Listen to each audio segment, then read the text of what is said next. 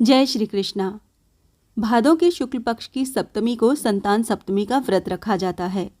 इस दिन महिलाएं शिव पार्वती की पूजा करती हैं।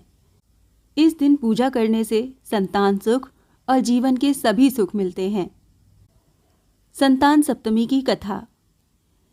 एक दिन महाराज युधिष्ठिर ने भगवान से कहा, हे प्रभु, कोई ऐसा उत्तम व्रत बतलाइए जिसके प्रभाव से मनुष्यों के अनेकों सांसारिक क्लेश दुख दूर होकर वो पुत्र और पौत्रवान हो जाएं। ये सुनकर भगवान बोले, हे राजन, तुमने बड़ा ही उत्तम प्रश्न किया है। जानिए, मैं तुमको एक पौराणिक इतिहास सुनाता हूँ। ध्यानपूर्वक सुनो। एक समय लोमश ऋषि ब्रज की मथुरापुरी में वसुदेव देवकी के घर गए। ऋषिराज को आया हुआ देख करके दोनों अत्यंत प्रसन्न हुए तथा उनको उत्तम आसन पर बैठाकर उनका अनेक प्रकार से वंदन और सत्कार किया। फिर मुनि के चरणोदक से अपने घर तथा शरीर को पवित्र किया। वो प्रसन्न होकर उनको कथा सुनाने लगे। कथा के कहते लोमश ऋषि ने कहा, हे देवकी, दुष्ट दुराचारी पापी कंस ने तुम्हारे कई पुत्र मार डाले हैं, जिसके कारण तुम्हारा मन अत्यंत दुखी है। इसी प्रकार राजा नहुष की पत्नी चंद्रमुखी भी दुखी रहा करती थी, किंतु उसने संतान सप्तमी का व्रत विधि विधान सहित किया, जिसके प्रताप से उनको संतान का सुख प्राप्त हुआ। ये सुनकर देवकी ने हाथ जोड़कर मुनि से कहा, हे ऋषिराज, कृपा करके रानी चंद्रमुखी का संपूर्ण वृतांत तथा इस व्रत को विस्तार सहित मुझे बतलाइए, जिससे मैं भी इस दुख से छुटकारा पाऊं। लोमश ऋषि ने कहा, हे देवकी, अयोध्या के राजा नहुष थे। उनकी पत्नी चंद्रमुखी अत्यंत सुंदर थी। उनके नगर में विष्णुगुप्त नाम का एक ब्राह्मण रहता था। उसकी स्त्री का नाम भद्रमुखी था। वो भी अत्यंत रूपवती सुंदरी थी। रानी और ब्राह्मणी में अत्यंत प्रेम था। एक दिन वो दोनों सरयू नदी में स्नान करने के लिए गईं। वहां उन्होंने देखा कि अन्य बहुत सी स्त्रियां सरयू नदी में स्नान करके निर्मल वस्त्र पहनकर एक मंडप में शंकर और पार्वती की मूर्ति स्थापित कर कर पूजा कर रही थीं। रानी और ब्राह्मणी ने ये देखकर उन स्त्रियों से पूछा कि बहनों, तुम ये किस देवता का और किस कारण से पूजन व्रत आदि कर रही हो? ये सुन स्त्रियों ने कहा कि हम संतान सप्तमी का व्रत कर रही हैं और हमने शिव पार्वती का पूजन चंदन अक्षत आदि से षोडशोपचार विधि से किया है। ये सब इसी पुनीत व्रत का विधान है। ये सुनकर रानी और ब्राह्मणी ने भी इस व्रत के करने का मन ही मन संकल्प किया और घर वापस लौट आईं। ब्राह्मणी भद्र तो इस व्रत को नियम पूर्वक करती रही, किंतु रानी चंद्रमुखी राजमद के कारण कभी इस व्रत को करती और कभी ना करती, कभी भूल हो जाती। कुछ समय बाद दोनों मर गईं। दूसरे जन्म में रानी बंदरिया और ब्राह्मणी ने मुर्गी की योनि पाई। ब्राह्मणी मुर्गी की योनि में भी कुछ नहीं भूली और भगवान शंकर तथा पार्वती जी का ध्यान करती रही। उधर रानी बंदरिया की योनि में सब कुछ भूल गई। थोड़े समय के बाद दोनों ने ये देह भी त्याग दी। अब इनका तीसरा जन्म मनुष्य योनि में हुआ। उस ब्राह्मणी ने एक ब्राह्मणी के यहाँ कन्या के रूप में जन्म लिया। उस ब्राह्मण कन्या का नाम भूषण देवी रखा गया और उसका विवाह गोकुल निवासी अग्निशील ब्राह्मण से कर दिया। भूषण देवी इतनी सुंदर थी कि वो आभूषण रहित होते हुए भी अत्यंत सुंदर लगती थी। कामदेव की पत्नी रति भी उसके सम्मुख लजाती थी। भूषण देवी के अत्यंत सुंदर सर्वगुण संपन्न चंद्रमा के समान धर्मवीर कर्मनिष्ठ सुशील स्वभाव वाले 8 पुत्र उत्पन्न हुए।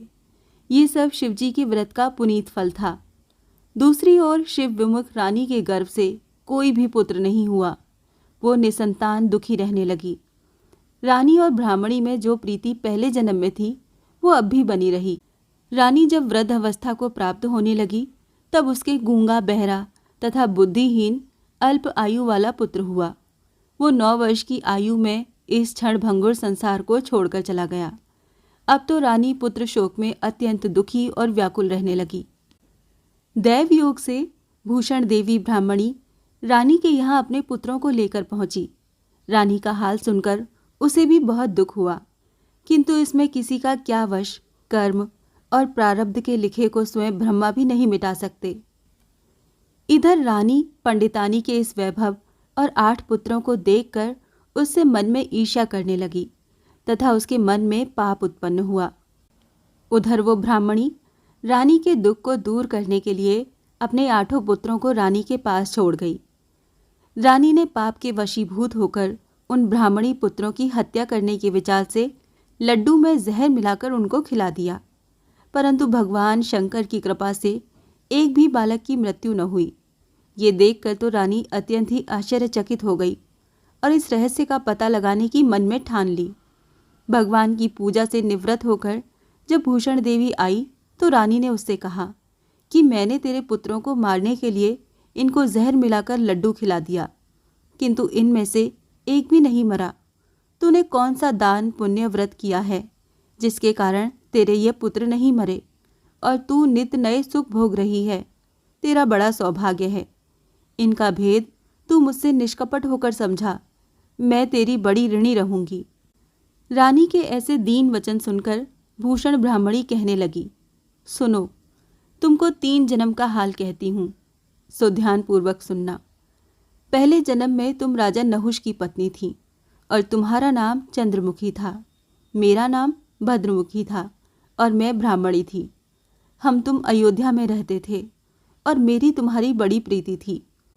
एक दिन हम तुम दोनों सरयू नदी में स्नान करने गईं और दूसरी स्त्रियों को संतान सप्तमी का उपवास, शिवजी का पूजन अर्चन करते देखकर हमने इस उत्तम व्रत को करने की प्रतिज्ञा की थी, किंतु तुम सब भूल गईं और झूठ बोलने का दोष तुमको लगा, जिसे तुम आज भी भोग रही हो।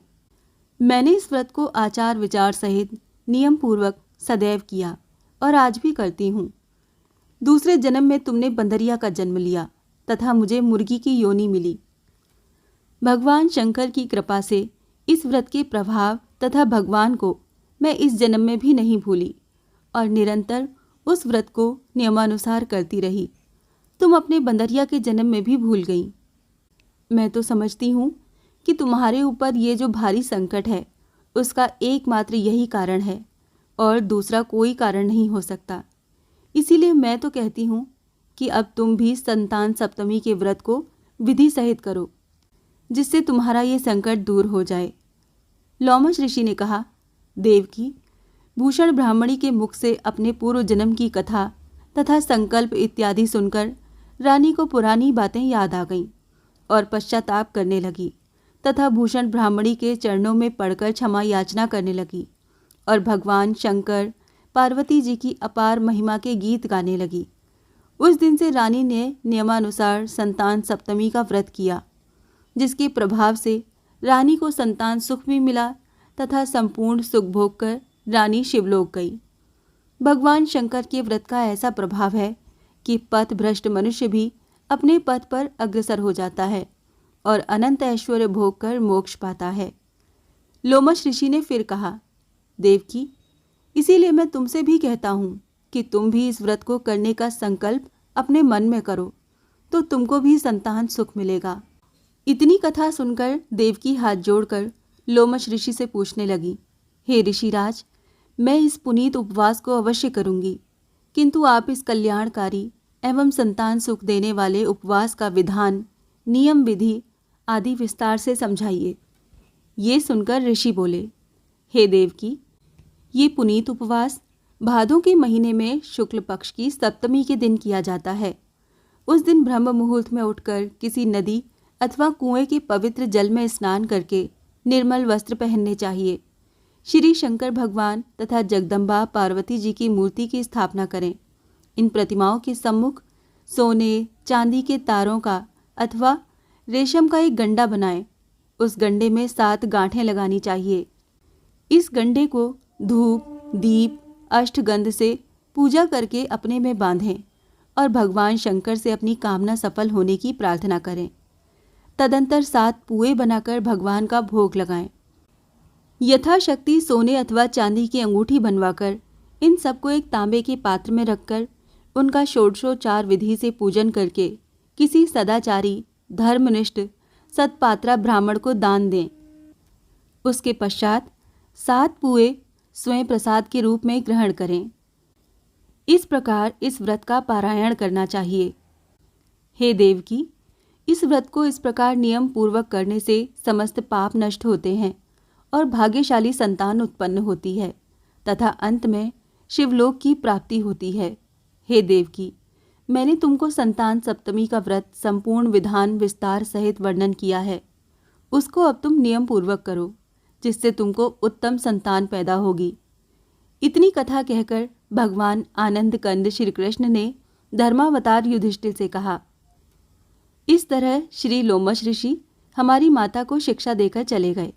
ऋषि के कथनानुसार हमारी माता देवकी ने इस व्रत को नियमानुसार किया, जिसके प्रभाव से हम उत्पन्न हुए। ये व्रत विशेष रूप से स्त्रियों के लिए कल्याणकारी है, परंतु पुरुषों को भी समान रूप से कल्याणदायक है।